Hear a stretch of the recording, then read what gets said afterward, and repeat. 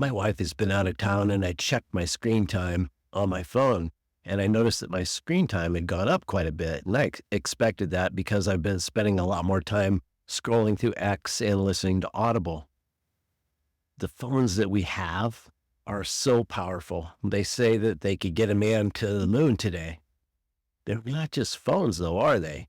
They're like mini computers that we're holding in our pockets. What we can do with these devices is just incredible to me. For communication, you can have video calls, you can do telephone calls, you can text, and you can send emails. For the apps that you have, you can do all kinds of things for productivity.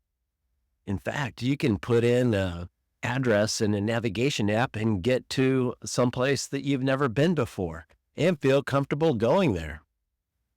On the internet, you can watch videos, you can watch TV, and you can listen to music. Social media is on there as well.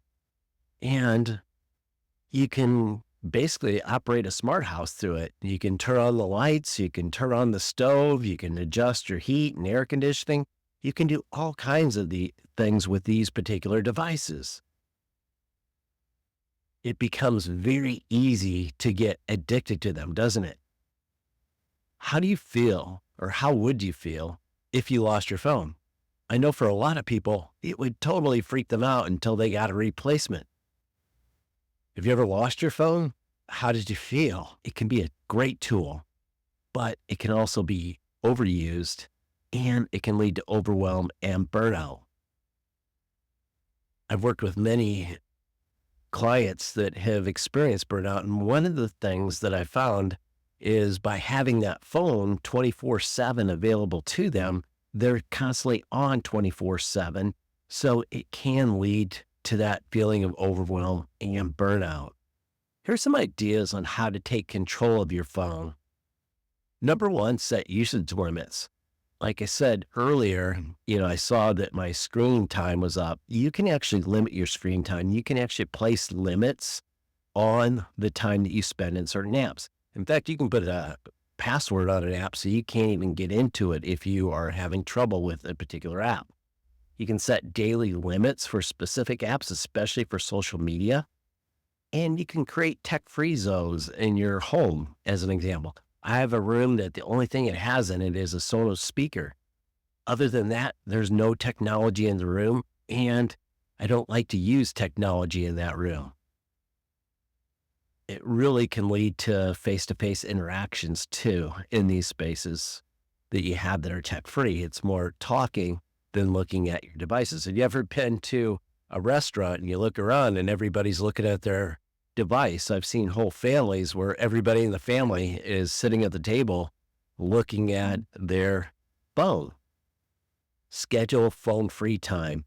Allocate specific times during your day where you don't use your phone, and consider doing maybe a digital detox once a week where you just lock your phone up or put it in a different room and don't use it for the whole day.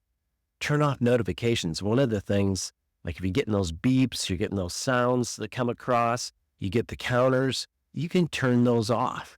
And that can help you as well. Another thing is to check messages and texts and emails at only certain points of the day. Have time blocks during the day where you answer those. Engage in offline activities.